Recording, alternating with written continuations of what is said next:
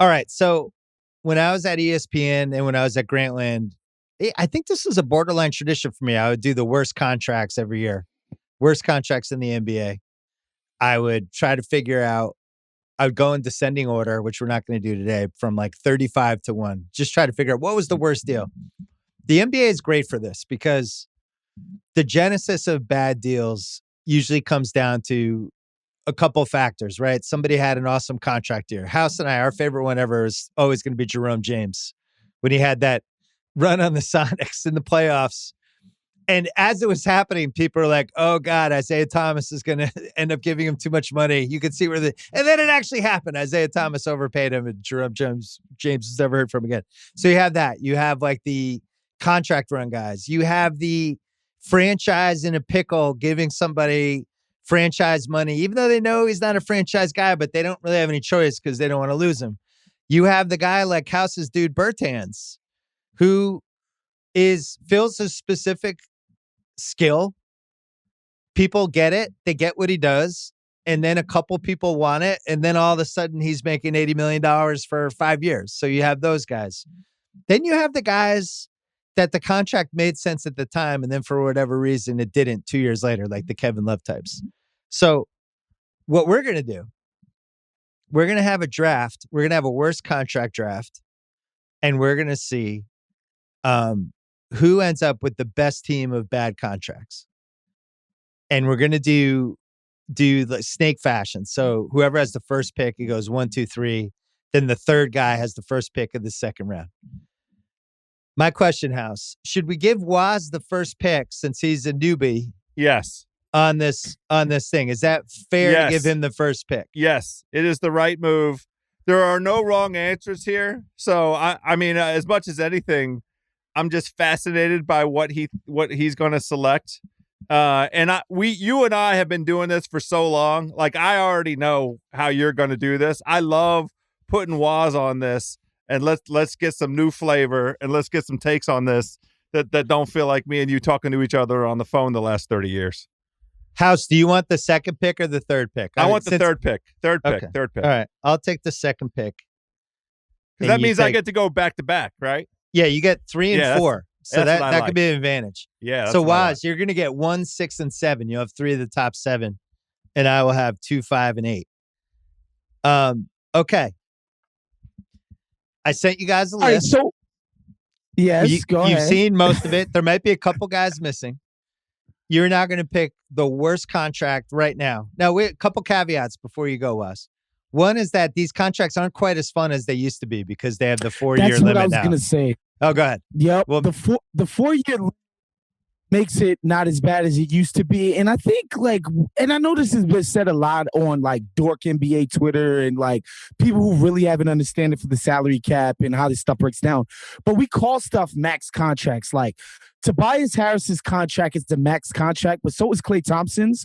And they don't get paid the same, right? Like it's all based on your years in the league. And so like these things are bad by degrees. And for the most part, like all of these deals can be moved. Like we've learned over the years that there are no untradeable deals. Even Russell Westbrook, if the Lakers wanted to, if they made it their single mission to trade him, they could figure out a way to put stuff around him and sweeten it to just get him off their team. So it's not like it used to be like when Chris Webber gets a 7-year contract from the Sacramento Kings for $123 million, then his knee is cooked like a year and a half into it. And it's like, we got 5 more years of a superstar who's not super anymore and has one good knee. It's just different now, but it's still fun to think about these deals.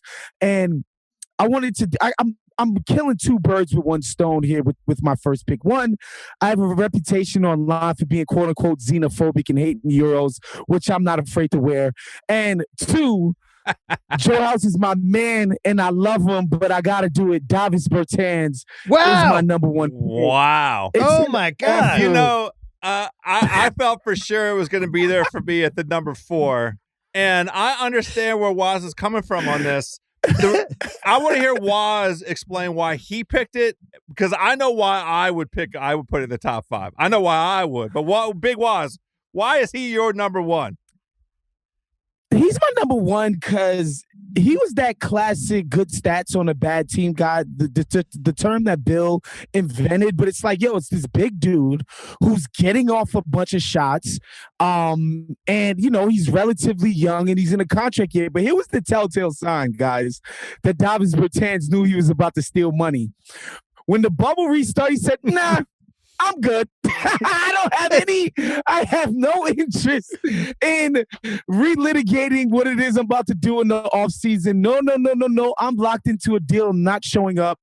He is just a completely and utterly one-dimensional player. And let me just pull up. Wait, can I give you the stats for him?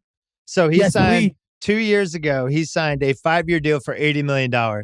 He's in year 2. 16, 16, 17, and then a player option in the 24-25 season for 16. House, I'm going to guess that he's exercising that. That's so funny. So there you go. A guy who's completely one-dimensional in that if he's doing anything, it's just that he's shooting a 3 and absolutely nothing else, and they paid a ton of money for him. Jeff Van Gundy, I think I heard him on Zach Lowe or somewhere. He was like, and, Van Gundy doesn't like to rip people. Like, he really doesn't. He was just like, yeah, I think they're looking back at that deal and kind of second-guessing it. Well, I know, So House, you liked it for a while, but you finally turned on it. Well, the reason I turned on him is because Woz is calling him one-dimensional, and the problem is it's only half a dimension. He does not – the one thing that he's supposed to be good at, he's only good at half the time. Like, he doesn't come in and give you a guaranteed 3 to 4 3 balls a game. So it's like an instant offense, change the arc of how the game is going kind of thing. He might come in and miss 6 straight shots, and he'll take all 6 of them. The thing that makes it plausible is he literally cannot guard another player in the entire NBA. There's not one player in the NBA that I think Davis Bertans can guard.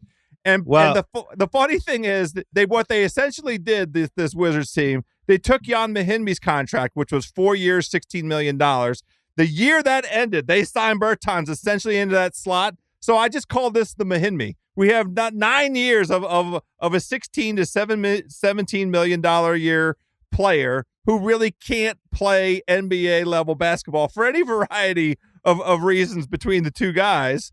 But, that's the slot. They gambled twice and lost both times.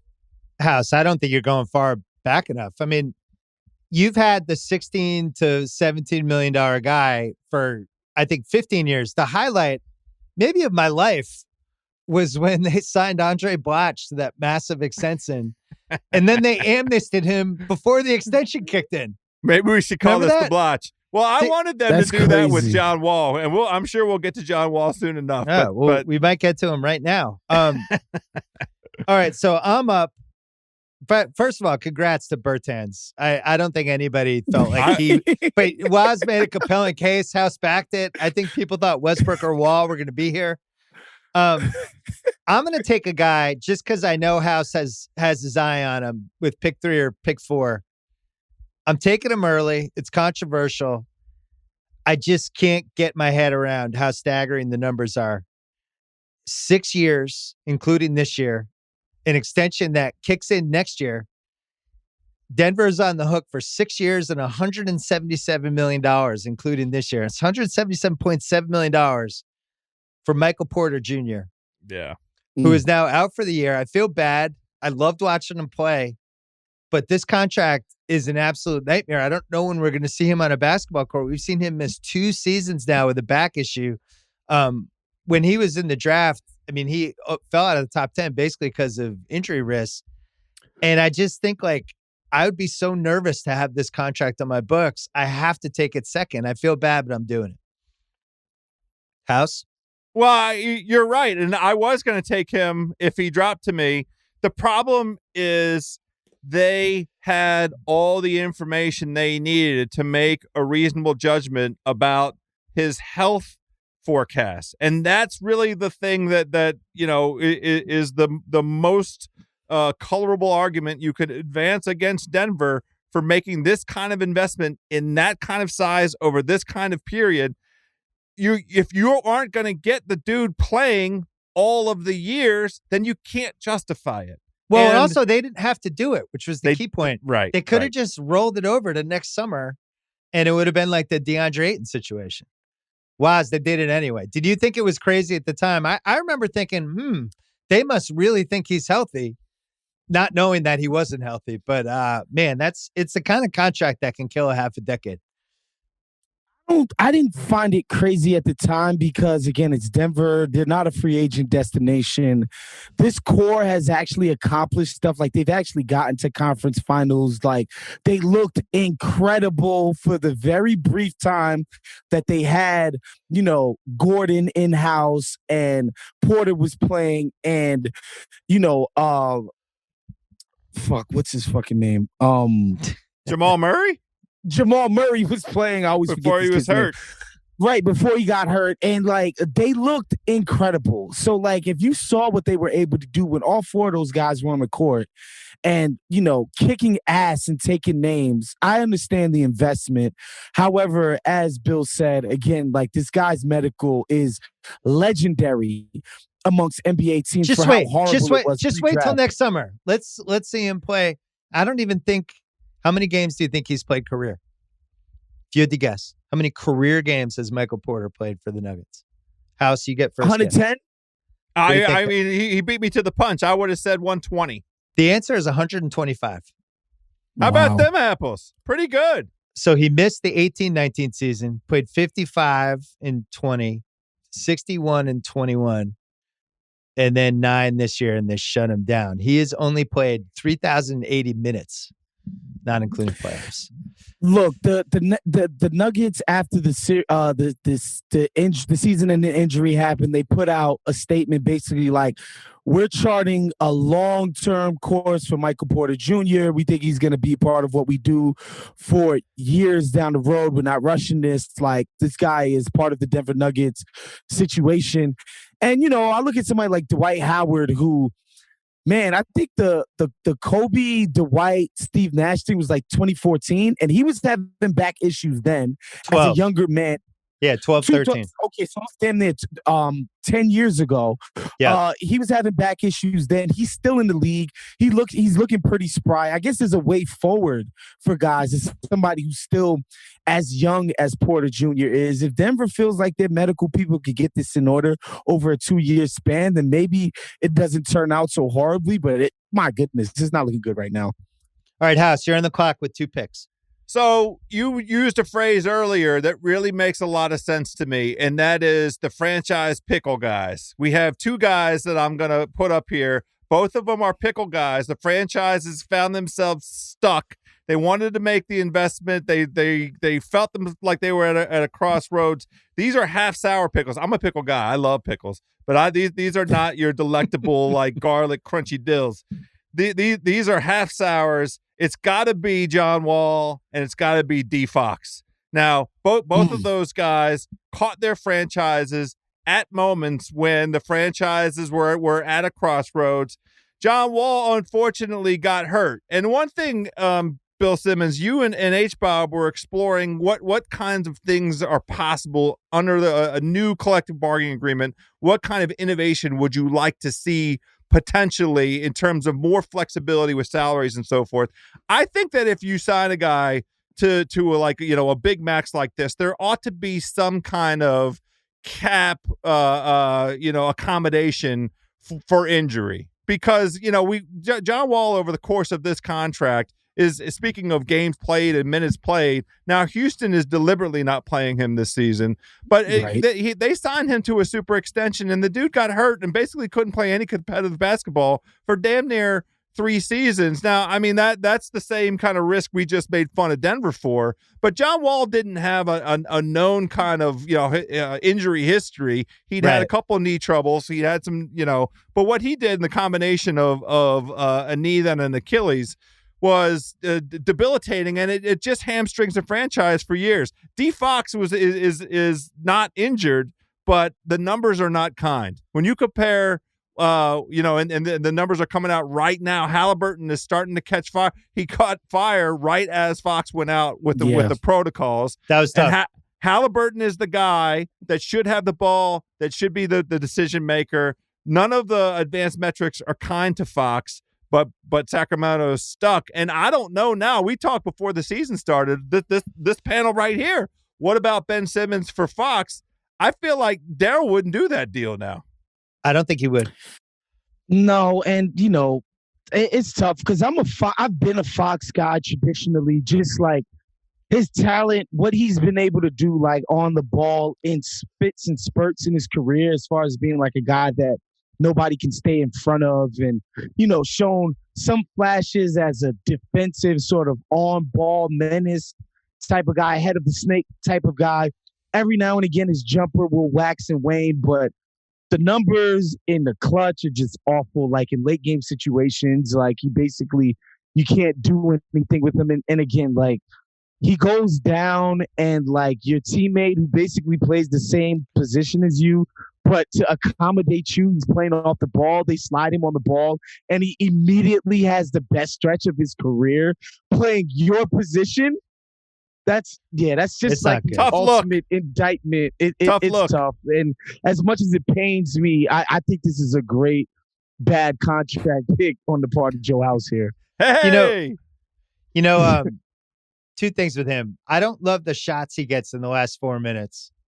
And, if that's your chief decision maker, and I think that's one of the reasons they just haven't had success with him. I think he's talented, but it's a little like Colin Sexton to me, where if that's the guy who's going to have the ball for you at the end of games, that you're probably not going to win most of your games.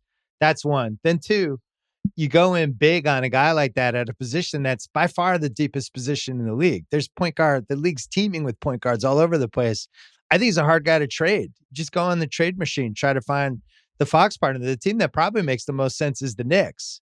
But now you're taking back contracts you don't necessarily want either. Like RJ's not going to be in that deal.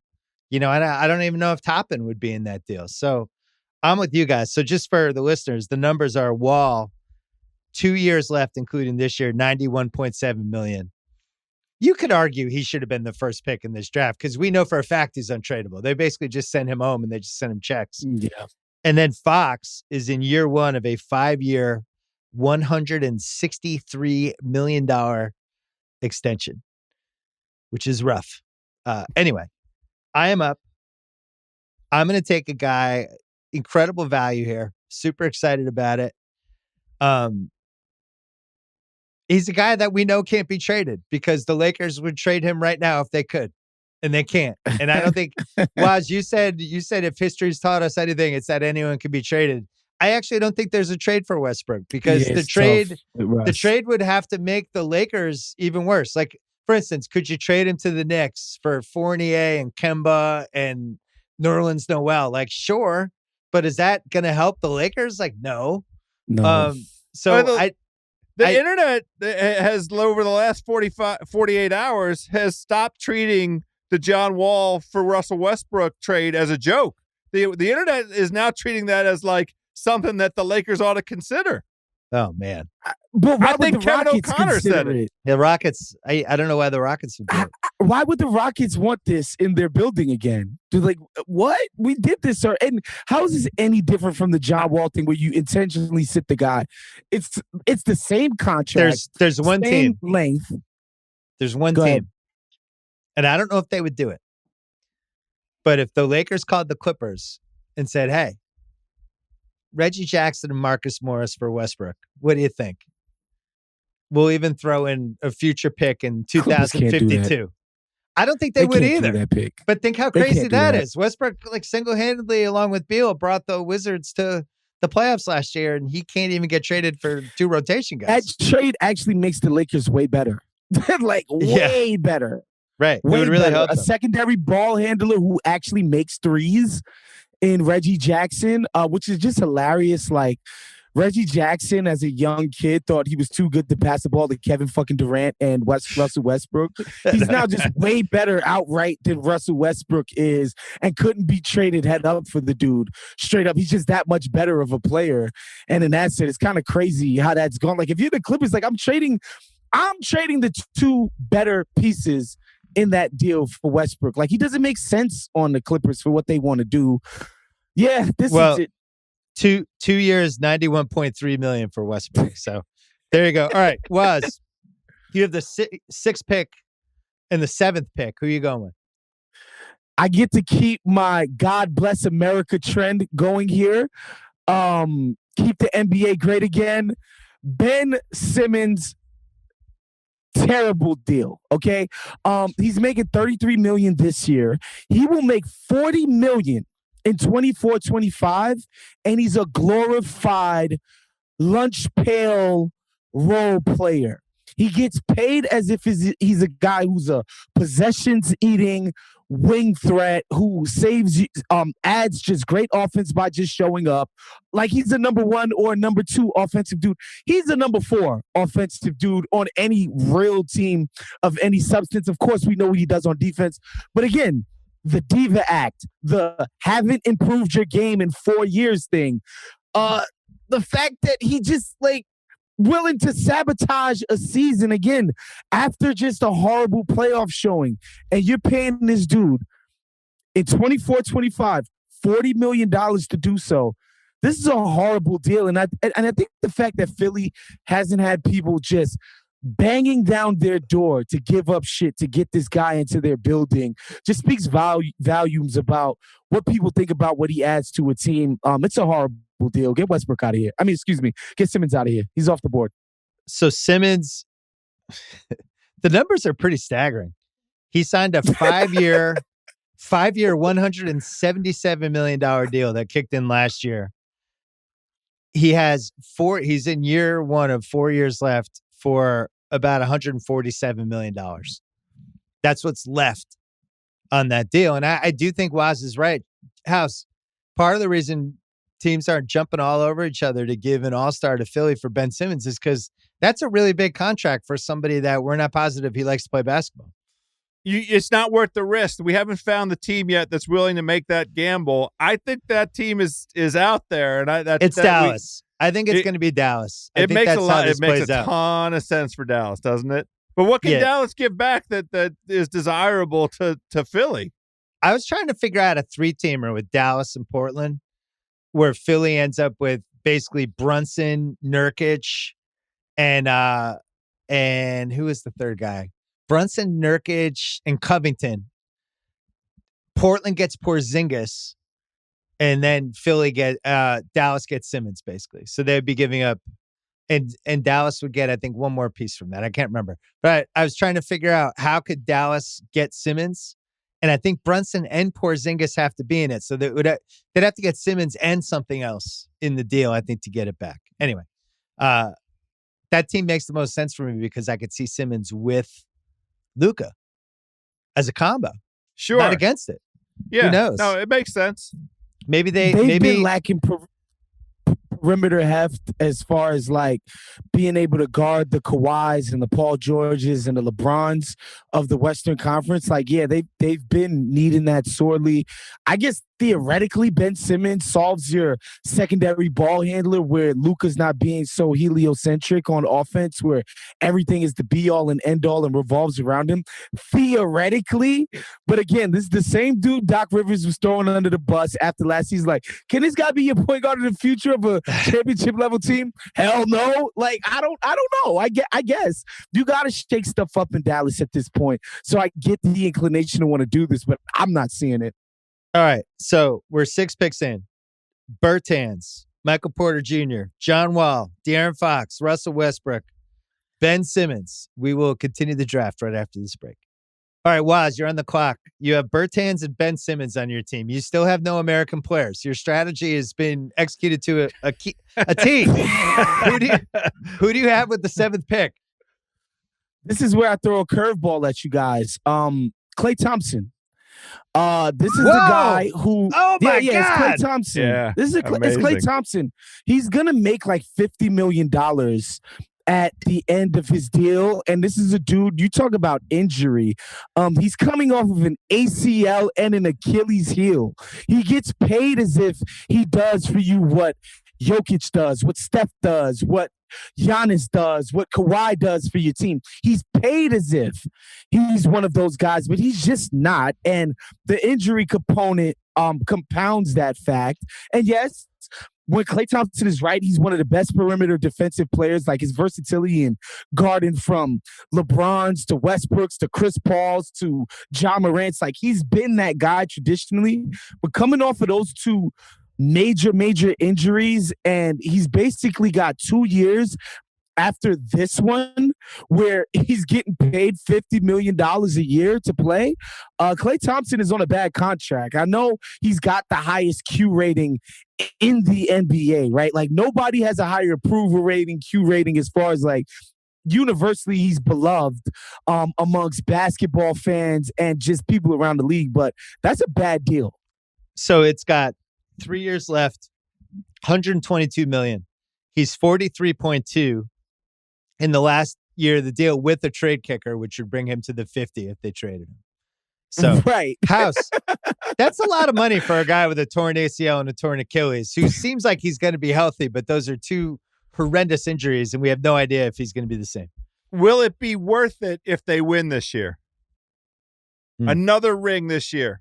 Well, he's also untrade. They would never trade Klay. I think Klay, Draymond, and Curry are all untradeable for them, barring some sort of incident. So they don't even really care about the money. But, you know, for a guy who's had two major injuries, who is moving around and you need quick release with your legs, all that stuff.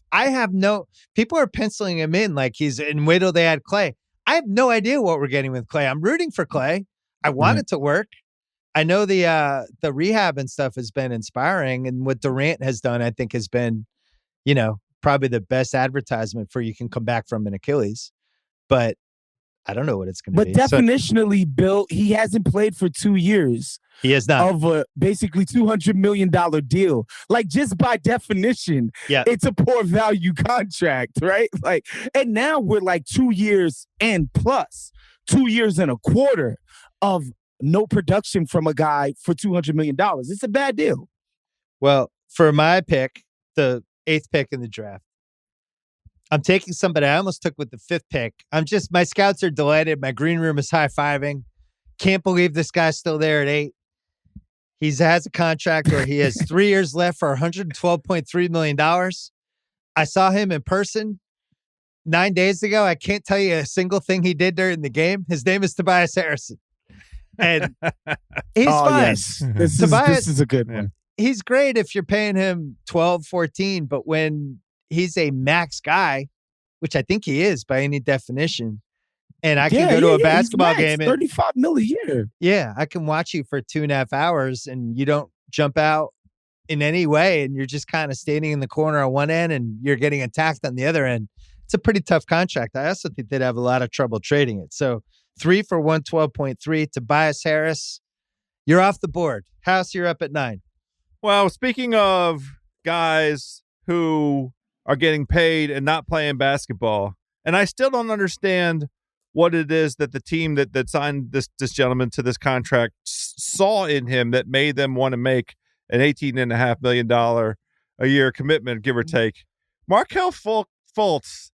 Oh, yeah. Got a $50 million contract for playing 70 some odd games one season for the Orlando Magic, where he averaged 12 points a game on 46% shooting.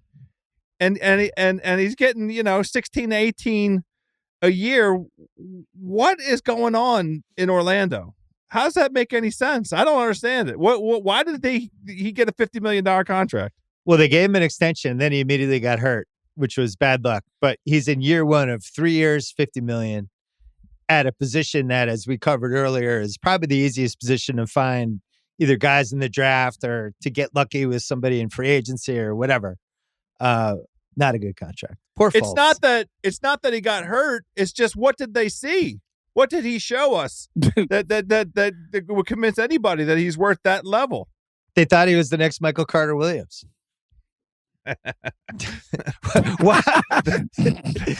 Watts was taking a second to register that one. He did. He was. All right, House, you're on the clock. God. First pick of the 4th round, too. Are you going Orlando again? Is this an Orlando double? Wait, I get to go again? Yeah, you get to go again. No, you get to go again. Okay. Come on, drunk House. Well, I mean, just for posterity, I got to do Kevin Love. I mean, it's just he's the OG. He's been a bad contract really since LeBron left. He's a number of times he said, "Oh, I'm coming back. I'm gonna do." He tried to do the Olympics. He rope-a-doped us all into thinking he showed up fat. They cut his ass. I mean, he's the OG of a bad contract in this modern era. 2 years left. So many sweet things about the cat. I was going to say 2 years left on that deal. 2 years left this year and next for $60 million. Go ahead, Wes. The best part, there's so many sweet details about the Kevin Love deal. One, he signed that extension as a Dan Gilbert LeBron revenge. Like, LeBron left for the Lakers and Gilbert was like, I'll show him, I'll extend Kevin Love because we're just gonna keep the good times going with this championship core. That was great. Obviously a stupid move. Two, Kevin Love is actually the poster child of demanded trade when nobody wants to trade for you. Like, rule of thumb, guys. Like, if Dame Lillard would have demanded a trade last summer, teams would have been lining up at Portland's door like, how do we get this guy into our building? It makes sense that he would demand a trade. Like, his team could trade him, get a bunch of shit for him. Like, obviously, like, okay, he's demanding a trade. Kevin Love demanding a trade is like, bro, you have a horrible deal. You're basically a backup big at this point. Why would anybody be thirsty to bring you into their building? It's like, bro, stop demanding trades when nobody wants you. It just makes everybody feel awkward and look silly. Well, the good thing with Love, he actually accepted his fate and kind of reinvented himself as a really good bench guy on a good team, right? He plays 20 minutes a game. He comes in, he attacks the other team's subs, and he's been an asset. I've actually been amazed that he's cool with this, but it seems like he's cool. It seems like as long as they're winning, he's happy with it. But yeah, they're paying $30 million a year for a guy to play 20 minutes a game. Not ideal. Waz, you're on the clock again with pick number. Oh no, I'm up because House took Kevin Love. Oh man, it's you. Yeah. Man, there's a couple guys left on my scouts. We didn't expect a couple of these names to still be here. It's tough. I could go for the comedy pick or the pick I should just make. Which one? I'll let you guys pick. Comedy. Let's see comedy. All right. Taylor Horton Tucker makes $10 million a year. He's in year one of a 3-year deal. It's 3 years for $30.8 million. What does this guy do? What am I missing? I've watched Lakers games. I've been watching basketball my whole life. What does Taylor Horton Tucker do? What is he? A G leaguer. What? I can't for the life of me understand the excitement that was around him even last year where I'm talking to Laker beat reporters and they're like, yo, he has Sixth Man of the Year potential and starting point guard and a fringe all-star. I'm like, yo, fringe all-stars are Mike Conley Jr. You're right. How the hell is Taylor Horton Tucker ever going to get to Mike Conley Jr.'s level? Or I don't know, Terrell Brandon or something for my washed heads out there. I never ever understood the THT thing. The only thing that makes sense, obviously, is the In Clutch We Trust connection. His agency, which is, he shares with LeBron, and obviously they hold a lot of sway in the Lakers organization. But the deal, just the love and the deal, and then you add to the fact that they let freaking those at home playing the Waz game drink again. Yes, Alex Caruso go for the same price. That's right. For the same price. Reasons. That's House, right. It's just House. Do you want to guess how many it just games? Doesn't make any sense. Do you want to guess how many games Horton Tucker played before they gave him a 3-year extension for $30.8 million? Registered a single NBA minute? Is that the question? Yeah. Okay. I'm gonna say not 80. I'll say 65. That's House is good at the guessing game. He's played 71 games. 30.8% from three as a rookie. 28.2% last year. Where do you think he is this year? 3-point shooting. Waz, I'll let you guess first. This is a 18-game sample size, 29.5 minutes a game. Talen Horton-Tucker. I'm going to say he's improved to like 32% this season. House? No, I think he's going the other direction. I'm going to put him at 24.5%. House again. He's at 23.4% from three. Yeah, no, I know. I've watched him. He's terrible. Oh, 2.2 free throw attempts. All right, so I can't get to the line and I can't shoot from three. Which brings me back to my question. What is he? I wish him the best. But and it's not like he's like Rondo with the freaking, court vision. Do not know what that guy does. He's not Alex Caruso. That's who he is. Not Alex Caruso. There was like a 4-week stretch where he was getting thrown in as the key piece in trade rumors for real guys. We haven't seen him have a real stretch yet. Anyway, Waz, you're up. I think that's Laker propaganda. Like, yo, THT, we're willing to put an asset on the market to improve the roster. The asset, and who's that? THT. That's Laker propaganda to media guys, which I understand media guys got to run with it, but we all have eyes. We watch basketball. That guy's nobody's idea of an asset. With my pick, and, I think Bill's going to really enjoy this one because he tends to roll his eyes whenever people get in, get in his face about heat culture. It's got to be Jimmy Butler. That's crazy. Oh my God. Was that expecting him to go? Yeah, it's just a crazy deal when you look at the numbers, man. Like, Jimmy's deal goes into 25-26. Okay, he signed an extension for 4 years, $184 million. Again, he's missed a shit ton of games this season already. And it's not like traditionally he hasn't been somebody who's been on the pine for injury reasons as well. So there's no reason as he gets older, this staying on the court thing is going to get better. He's not somebody who's like a lights out shooter. So he's very dependent on his athleticism to be effective. I love Jimmy Butler. He's one of in my top 5, 6, 7 favorite guys to watch play. When he's on his shit, I love watching him play, but this is a horrible contract. Like, it's a terrible deal, and it was made by a guy who's probably going to be long retired by the time it even matters. And so, and Pat Riley. And so, yeah, Jimmy Butler, terrible, bad contract. So congrats to Waz's scouting department, because I didn't factor in. I forgot he signed the extension. So House, $36 million this year, $37.6 next year. Then the extension kicks in, 45.1, 48.8, and then 52.4 in 2025-26. Total package, $220 million for this year and the next 5. It's a lot of money. The one thing I'll say, if I'm trying to be glass half full about it, is think about how skeptical we were of the Chris Paul contract. This feels like a similar kind of extension, and all Chris Paul has done is drag a franchise that was, at a certain level and elevated them, and he did it not just one season. They're right back at it again. I'm knocking on wood. I want him to stay healthy. I want the Suns to be healthy.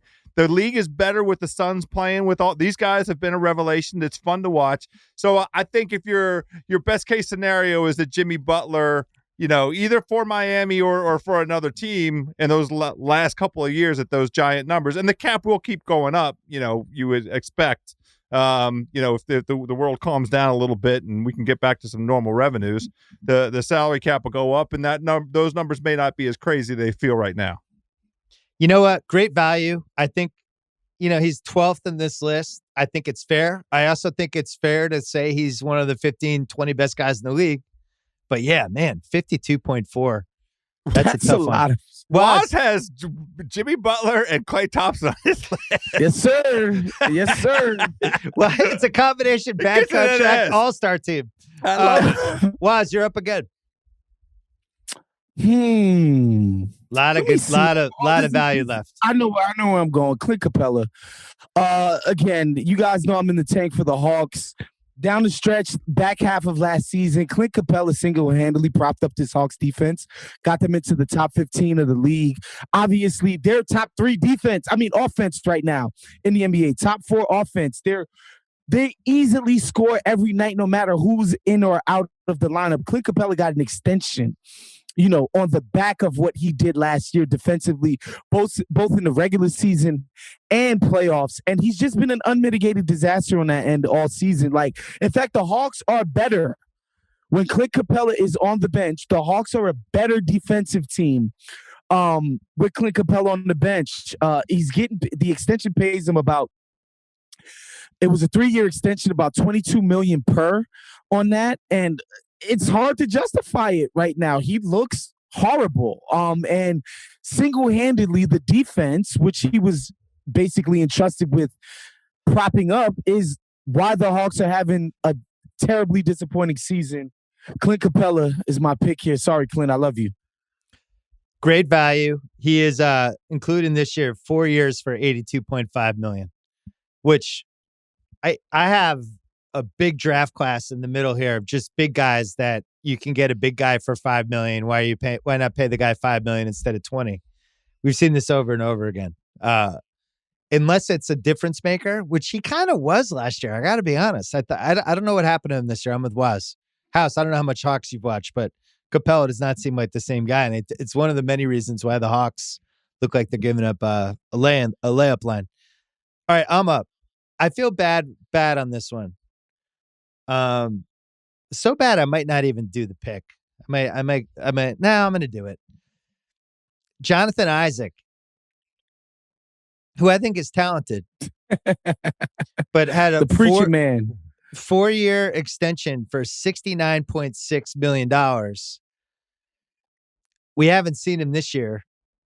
We didn't see him last year either. He played a total of 136 games for the Magic. We've never seen them succeed. And now they're in a position where with Franz Wagner, with some of the stuff they got going there, I don't even know where he plays when he comes back. And it's year one of a deal where he's coming off major knee injury. Hopefully he'll be healthy. But I'm pretty sure this contract's not sitting there for him again. So I say it sadly.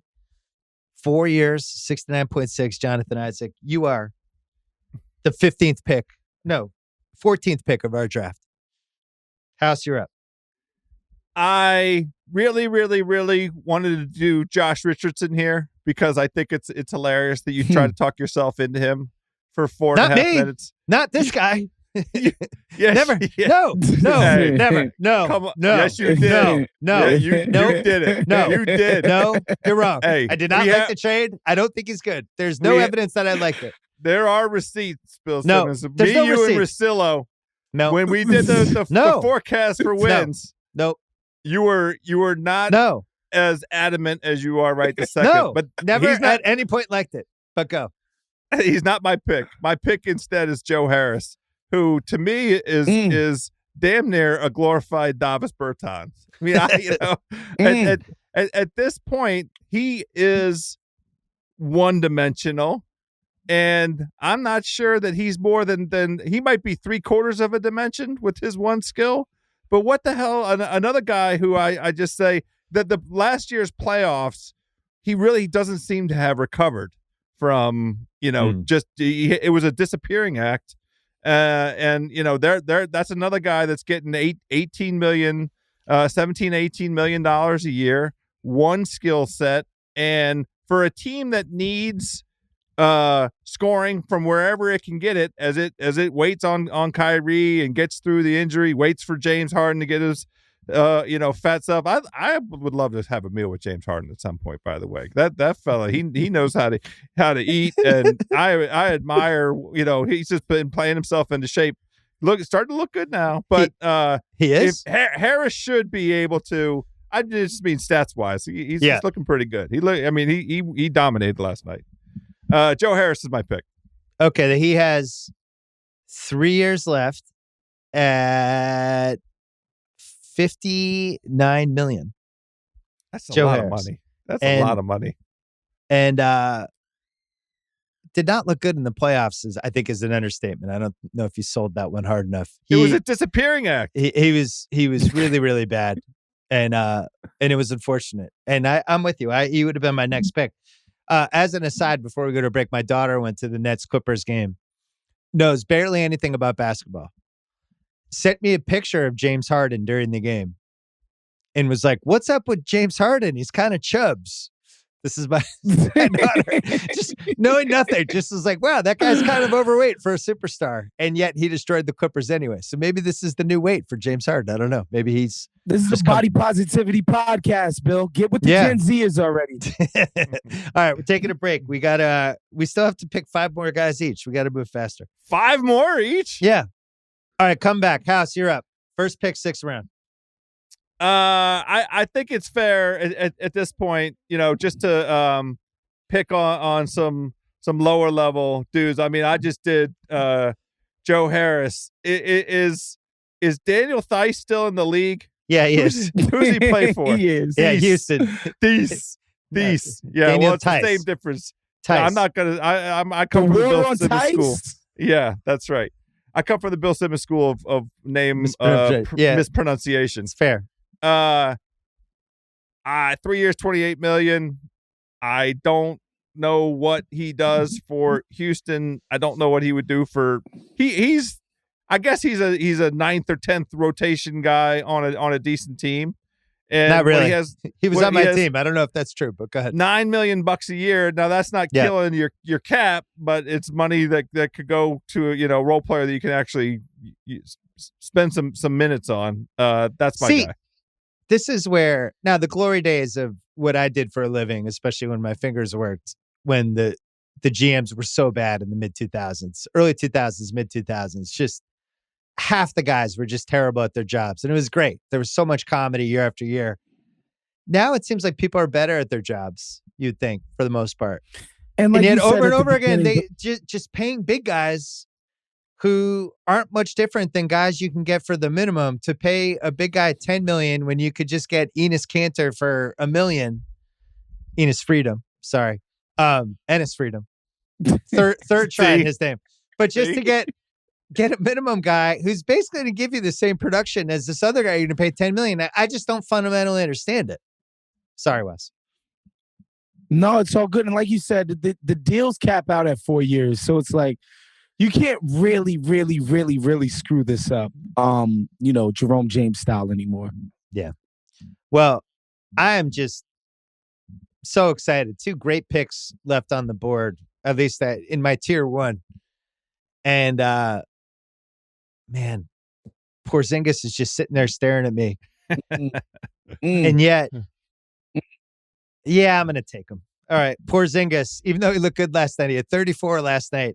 Porzingis is 3 years, $101.5 million left.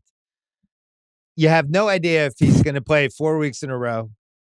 You have no idea really what he is in a playoff series because we haven't seen it that much, or he'll usually get hurt. I don't trust his lower body.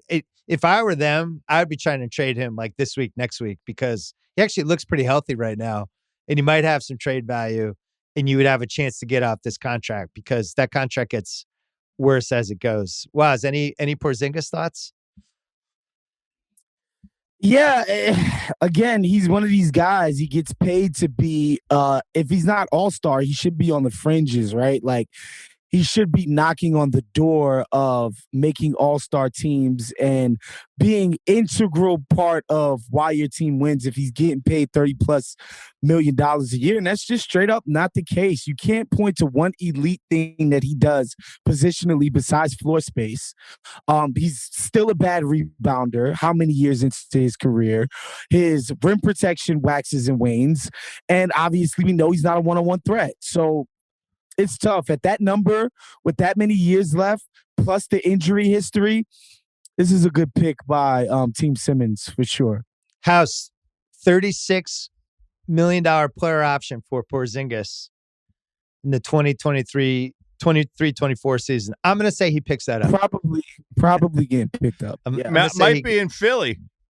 All right, Waz, you have 2 picks. Oh, this is great. I'm very I'm very happy about my next 2 picks. First up is Luke Kennard. Again, he's played much better, obviously, than what he did in the playoffs when he was just straight up getting coaches DMPs. And I think that's sort of clouded what people think about the deal. But like, again, as soon as they traded for him, they gave him a $64 million extension, which everybody was just like, why? Why is Luke Kennard getting $60 million to be a role player, bench guy? He's got 2 more guaranteed years left on his deal at $14 and $15 million. He's lucky that the Clippers are in desperate need of what he does on the wing, so he plays. Luke Kennard, just a bad deal. And wait, hold on. Before you finish that, his second year, it was a 4-year, $56 million deal, but there's all these like easy to accomplish performance stuff. So it's basically 3 for 47 left for him. Right. Okay. The last year is not guaranteed, to be fair to the Clippers, which, wow, yeah, congratulations. You got a non-guaranteed for the right to pay Luke Kennard $50 million. So, yeah, Luke Kennard off the board. My next pick, look, man, this is when it comes, like, not many NBA players I'm confounded by, like, why and what's the point of this guy, and why is he always on a team, and why is he always getting deals?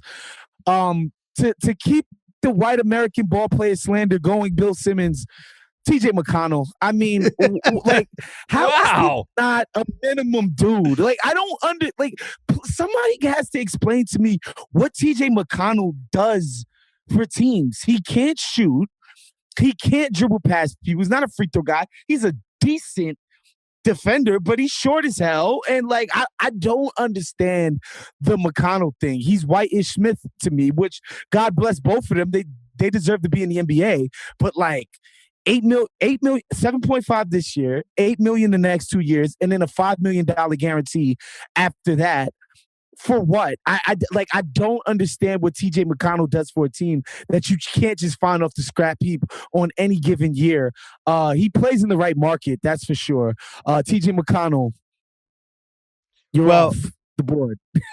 If they pick up his extension in 24-25, it would be a 4-year, $33.6 million contract. If they don't pick it up, they still have to pay him out $5 million. So there you go. That felt like a Wizardsy kind of a signing house. I'm thrilled that they didn't do it. I like that Waz goes into each set of picks with a plan. Like that was just his white point guard slander thing. I am just over the moon that this guy's still available because I almost took him last round. By the way, I want to say something to our white listeners out there. If we start counting the half-white homies in the league, there's way more white American players than probably ever before, than probably since the 80s. Like, people don't realize it, but there's so many biracial homies in the NBA. And if we start, I remember when Skip Bayless was like, why can't I claim Blake Griffin? He's from Oklahoma like me. I know his mother. She's a white woman. He's a white American player. We need to start doing that with more mixed race homies, so that we don't have to cling on to the TJ McConnells of the world, man. Get Devin Booker some love, y'all. I have nothing to add, House. I'm going to move to my pick. I'm so excited this next guy's available. I didn't really understand when they traded Gary Trent for him. And then I really didn't understand when they gave him a 5-year, $90 million extension. Norm Powell. He's on my board. Yes, he's on my board. I like Norm Powell.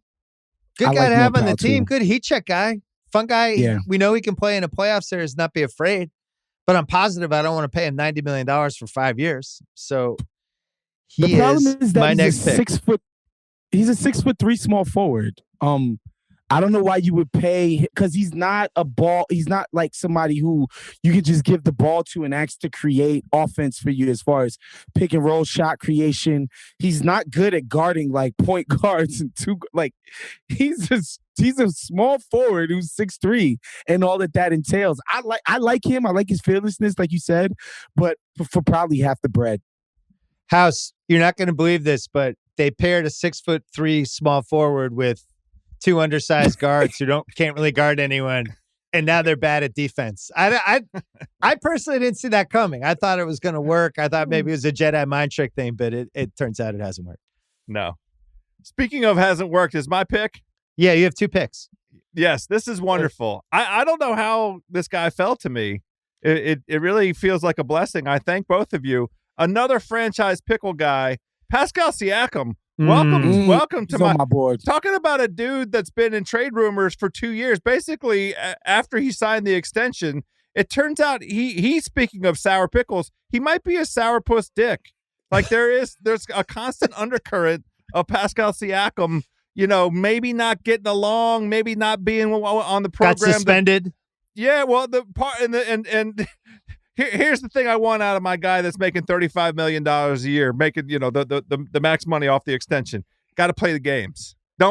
Pascal Siakam keeps missing games, keeps playing incomplete seasons, whole variety of different kind of ailments and injuries, and it feels like they're definitely not going to get value for him commensurate with what they're paying right now, but he's still one of the most eligible trade chips out there, I think. Am I wrong about that, BS?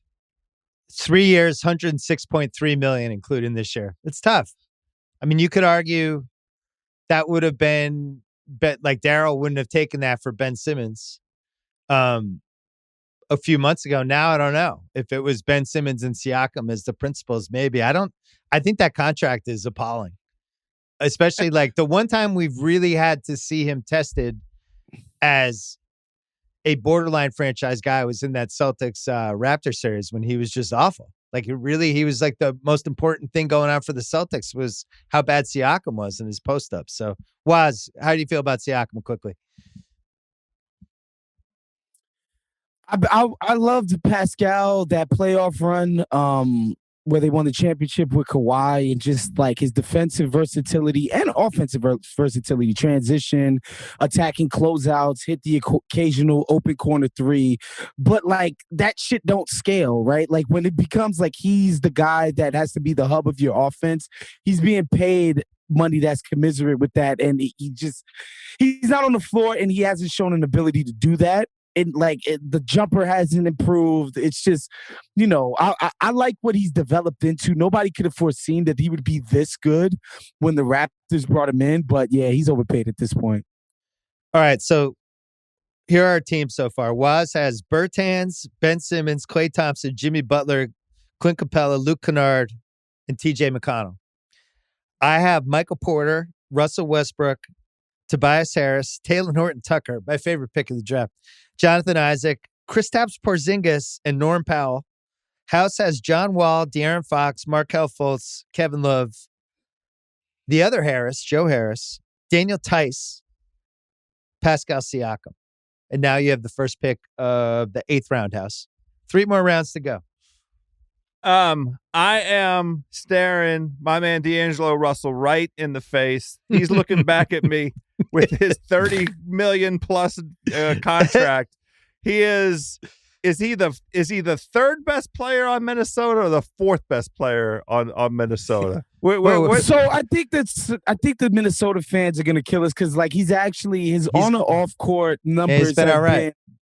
Kind of been incredible this season. Look, it's going to take a lot more than 2 weeks of good basketball from D'Angelo Russell for me to be convinced that he's now, this lead ball handler, lead dog, quality offense generating type of guy. But this year, the raw numbers suggest that he is. But again, I ain't buying it. Y'all could buy it if y'all want. Minnesota fans. didn't sign him to the 4-year, $30 million deal. That was Brooklyn. And, he is a scorer for sure. No doubt that he has the ability to score at an NBA level.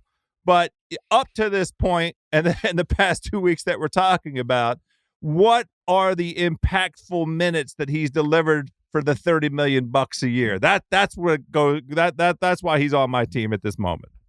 House, you left off the key D'Angelo Russell point, which we talk about all the time when we talk about players. Would it be fun to play with? My answer is a resounding no. He would not be fun to play with. Now, he's been playing well lately, but I just don't see it. I think Minnesota even having a little bit of success this year is more of a product of how weird the West has been and all the guys that are missing. I'm suspicious. With that said, I love Ant-Man. Ant-Man, I'm all in. And Towns has been, I think this is my favorite Towns season so far. I mean, he's been 24-10, and he's actually seemed competitive in some of these games. So, all right, I'm up. There's some great choices left. Some guys I didn't expect to be on the board this late. God, Evan Fournier, it was just so much fun to take him here, but I'm not going to do it. I'm holding off. I got to put Al Horford here because, and I've actually liked Al Horford this year, and I think he's been valuable. It's just the money is so out of whack. This is why, OKC took Kemba and a first-round pick. Boston got Horford back. Kemba's contract was worse than Horford's contract, but Horford's contract wasn't a picnic. He's got this year and next year $53.5 million. They can buy him out for $14.5 next year, which I think honestly would be stupid. I would rather just have him as a $26 million expiring. But that's just way too much money for a big that's not like an impact big. So I'm going to take Horford 2 for 53.5. You're up, Wes. Oh, let me see. Oh, okay. Buddy Hield. Like this guy, there was a point where he was pretending that it was offensive that the Kings didn't offer him a contract at $100 million for 4 years. I think it ended up around like 80 or 90 something million dollars. 23 this year, 21 the year after, and 19 the year after that. At least you can say it's de-escalating the contract. I know the cap nerds love that. Yeah. But again, this is the guy that you can't even do like a throwaway trade for. Allegedly, he was a starting level quality 2 guard at the time of the deal. And now, like, Sacramento can't pay teams to take this guy off of their hands. 2 years after this one, at $40 million per, he's a sieve on defense, and he's basically just a chucker. Yeah, sorry, Buddy Hield. And also, he's 50 years old because he lied about his age. Yeah, Buddy Hield, get out of here. To be fair, he's $20 million per 3 years for $61.5 million is left. I still feel like that was a better outcome for the Lakers than getting Westbrook. What was that trade? It was Buddy Hield and. Well, it's better because they still get to keep KCP or Caruso or it was basically Buddy Hield, KCP, yeah, and they got to keep their number 1 pick. I would love to see Buddy Hield on a good team, but I agree with you. His contract deserves to be on this list. To pay $20+ million for a guy who it's unclear what kind of a chemistry guy he is. Is he better than Malik Monk, who's on a minimum deal? Like, is he better? Maybe not. Maybe not. All right, Waz, you have 2 picks left, so use them carefully. You can use one now, and then you have the last pick of the draft. Who do you got? Fournier's right there. I don't want to do that to my Knick friends. Oh, it's embarrassing Fournier hasn't been taken yet. We should all be embarrassed. Gordon Hayward. Basically $100 million left on his deal, including this year. Look, Charlotte has been surprisingly good since he's got signed, but Gordon Hayward's production is not on par or on the level of what his salary is. Everybody banged their head against the wall when they saw when they saw the Hornets give him $120 million. We were like, okay, Bartelstein is a freaking wizard. But yeah, this is a bad deal. I'm sorry. Gordon Hayward at $100 million for the next 3 years. No, thank you. Get him out of here. He has this year and the next 2 for $91.5 million. Yikes. He's looked pretty good, but the problem with him is we haven't seen him play full seasons. And there's always, it's one injury or another, and the Celtics, he couldn't have had worse luck, but I think that's the right spot for him. All right. I'm up. I have 2 picks left, and Fournier can't last any longer. He has to be on my team. I'm so happy he's still here. Fournier, it's basically 3 for 54. Now you could argue, all right, he's taking 7 threes a game. He's making like 37%. Even if he's just doing that, there's some value. He's terrible defensively. Oh my God. He's really, really bad. He's didn't respond with the MSG crowd the way I thought. I actually thought he would rise to the occasion there. It's kind of been the opposite. And it's just, you can watch the league and there's so many swingmen that you would rather not pay $17 million. He's one of them. There's some others that have already been drafted, but he feels to me like he's a $7 or an $8 million player who's making 18. So I'm taking him, unless you have anything to add, House. No, well, it's funny the way you compiled this list. You put 5 Knicks together, and it's basically like, which Knick do I want to choose? Fournier, I think, got a contract from the Knicks because of how he played in the Olympics. He was pretty good in the Olympics. He was good. And and it was easy to say he was a bad fit in Boston, and he did look up to it for the first handful of games with the Knicks. I actually thought there was going to be some real Fournier MSG symbiosis there, but it has not worked out. The Knicks continue to try and find their way here a little bit. I need them to get to 500 for the futures over that I bet on them, and it was not a small amount of money. That's not happening, House. Right? I mean, 41 feels like still an attainable number. I don't know what to tell you. Is it my pick? You have 2 picks, and then you're done. Why don't I just take 2 Knicks, because we're on a Knicks run? Well, I could take Kemba and Nerlens Noel back to back. Now, the funny thing is for the Knicks, they had all that salary cap room, right? And they tried to deploy it by bringing in, they tried to woo free agents, and there was no free agents to woo. I mean, they discharged Elfrid Payton and Reggie Jackson, and turn those guys into Fournier and Kemba, essentially. Kemba, 2 years for $18 million.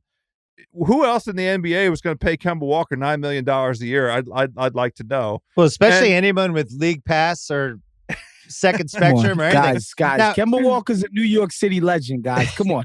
Well, he's having a nice run right now. It's lasted 4 games, and we haven't seen his knee can hold up. Anyway, go ahead, House. Well, because he had a 9-game break. If you're only going to play him, in these stints, like 10 games off, 5 games on. If he's only playing 45 games, and you feel like that's good value for your $9 million, then by all means. Nerlens Noel, I feel a little bit bad about, because isn't he still suing? Did they resolve the deal between him and Clutch?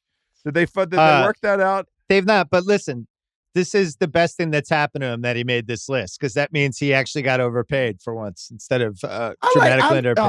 I think Nerlens Noel has looked pretty decent this year. Like, he's looked springy in his minutes. I like the way he moves around. And also, I can never go against a fellow Haitian American, so I can't do that to Nerlens Noel. I got my biases, y'all. So House, you would rather have Derrick Rose at 2 years for $28 million than Nerlens Noel for 2 for 18?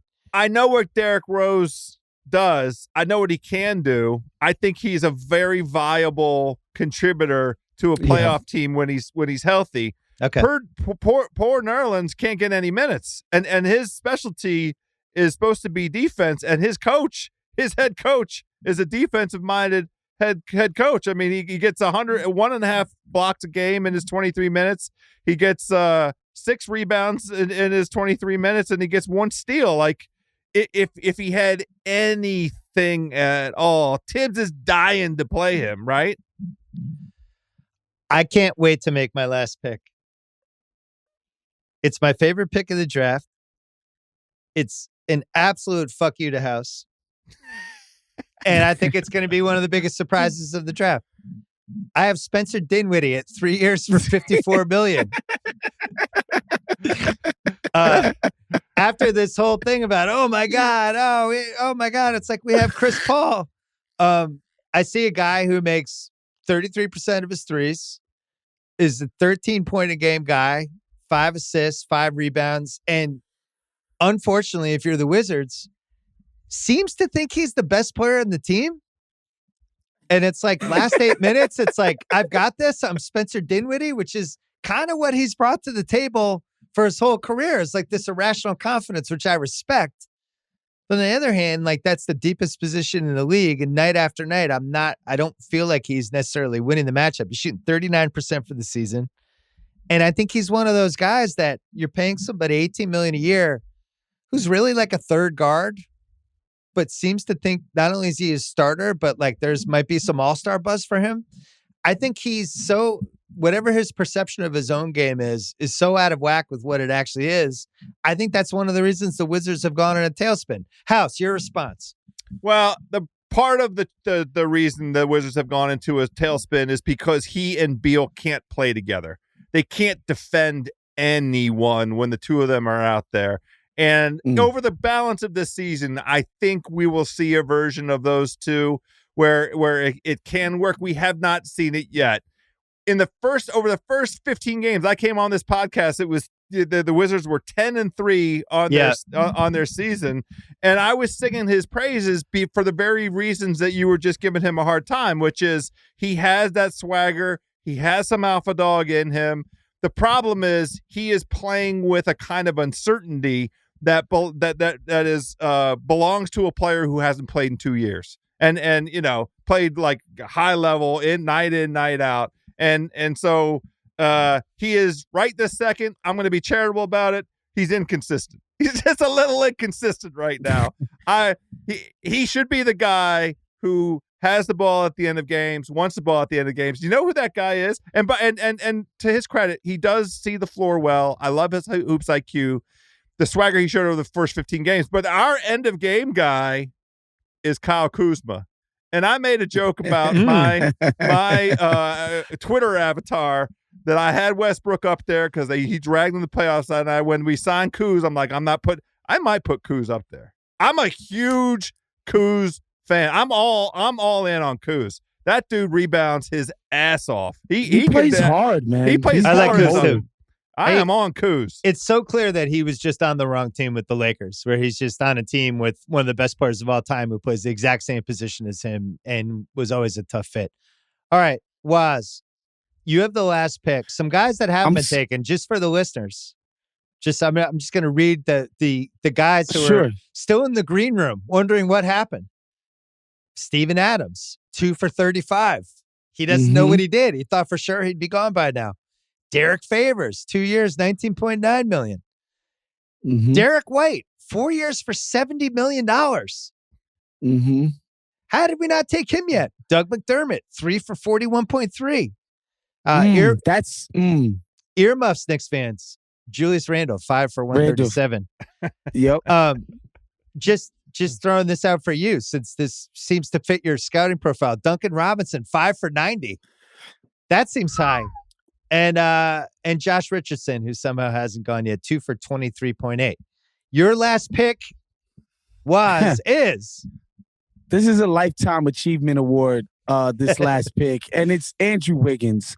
Throughout the course of his career, of this contract, Andrew Wiggins has absolutely not come close to fulfilling the value of this deal, which was a max rookie extension at the time that he signed it.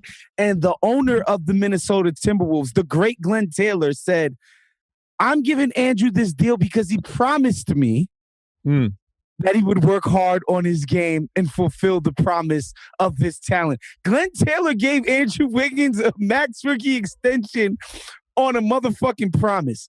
So, yes, this is still a bad deal. Like, it doesn't feel as bad because he now plays with Steph Curry and Draymond Green and Steve Kerr in what is now the new Popovich, Duncan, Ginobili, and Parker, right? Like, it's a plug and play.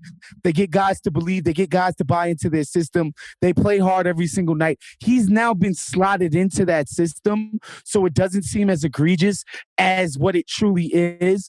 But Andrew Wiggins is going to make $31 million this year and $33 million next year to be the 5th best player on the Golden State Warriors.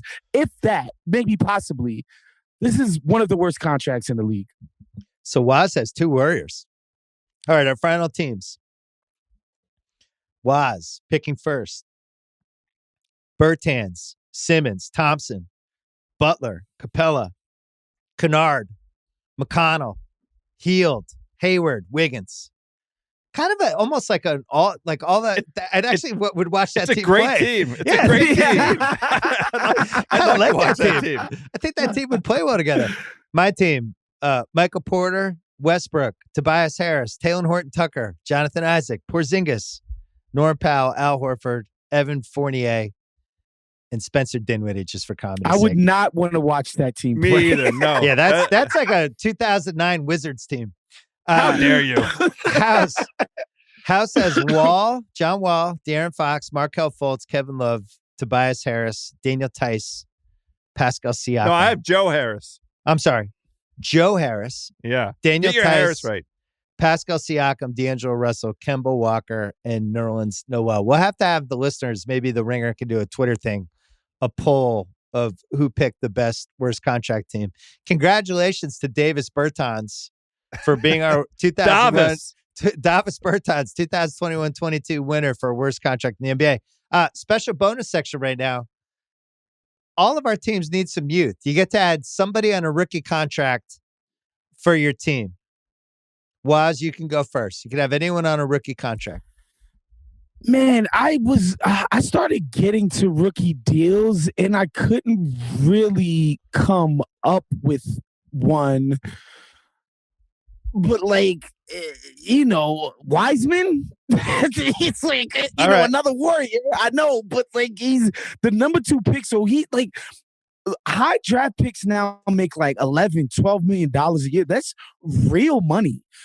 As far as the cap hit is concerned. So give me Wiseman, bro. He hasn't shown me dick. I'm trying to think. I think Wiseman makes real money. Hold on. I'm checking this out. That's a nice pick. House, I'll give you the second pick while I look this up. Oh, Wiseman, $9.1 million this year, 9.6 next year, 12.1 team option in 2023-24. That's nice. All right, Wiseman rookie. House, who do you have for your rookie pick? What are we're saying is just the rookie contract. Deal. This is just basically like a bad draft pick, essentially. It's functional equivalent of like who got drafted too high. Yep. That's okay. What it is. Okay. I understand what's in front of me. Don't I mean, say Denny Abdia either, man. We don't want to. He likes Denny. He plays defense with his chest. Yeah. No, he genuinely likes Denny. Poor Jarrett Culver from let me see. I'm clicking on him right now. Taking 6th. Now he's the guy that the Sixers took. Right. They traded for him. Is that right? No, it was the Hawks. That's right. No, but you can't take Jarrett Culver. He's only got 1 year left. There's 2 nominees. Killian Hayes has a few years left on his deal. I don't know if you've seen him play basketball. He's just hurt. Hayes. Keeps being hurt. I've seen him in summer league. Killian Hayes. He dribbles like he has oven mitts on. I don't know. I'm taking Killian Hayes then. So he's got 5.5 this year, 5.8 next year, and a team option for 7.4. And he's another one where I just don't understand what he does. Fundamentally. Who do you have, House? So I can't take Culver. You can take Poku just for comedy's sake if you just want Poku on your team. I like Poku. I think he. I think he's. What do you like about Poku? He's funny. Look, Washington drafted a guy like this. Oh God, what's the kid's name? He looks like Stewie from Family Guy. Oh, I'll remember. Pecharov. Pecharov. Yeah. Yeah. Right. I'll take Poku. That's fine. All right. Great. All right. So our 3 rookie picks: James Wiseman, Killian Hayes, and Poku. That was really fun. I'm surprised Bertans was first. I really went into it thinking Westbrook and Wall would be in some order, and somehow they didn't even go top 2. It's just a deal that has been universal. Like everybody has taken their turns panning that pick. And I will say this, Bill, we could call this the worst contract, or we could be, charitable and say agents earning their commission deals. So I was going to ask you about that. Well, we're in this new sensitive era where you say like worst contracts. It sounds harsh. I was thinking maybe regrettable contracts. I mean, we just spent an hour and a half murdering the guys. And we took the guy, and then we say, here are all the bad things about the guy, why he can't live up to the contract. It's a player assassination show that we're doing here today. We're calling it the most regrettable contracts of the 2021-22 season. It sounds nicer. But okay.